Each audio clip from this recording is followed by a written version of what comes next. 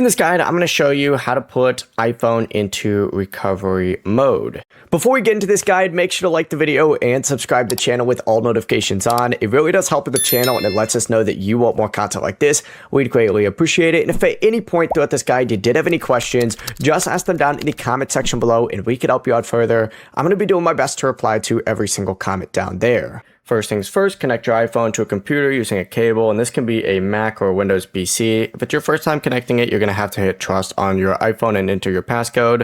Once it is connected though, you need to quickly press and release volume up, then quickly press and release volume down, and then right after that, press and hold down on that side power button, and keep holding down that side power button, and when the screen goes black, do not let go when the Apple logo appears. You need to keep holding down until you see the recovery mode screen with the cable and the computer icon. As soon as that screen appears, your iPhone is in recovery mode, and on your computer, for example, on a Mac, you could go to Finders. On Windows, you could open up the Apple Devices app, and then you could go ahead and see that iPhone being detected on there, and it'll give you your recovery options like updating or restoring it. Before you leave this guide, make sure to like the video and subscribe to the channel with all notifications on. It really does help the channel and it lets us know that you want more content like this. We'd greatly appreciate it. And if at any point throughout this guide you did have any questions, once again, ask them down in the comment section below and we can help you out further. I'm going to be doing my best to reply to every single comment down there. Have a great rest of your day though.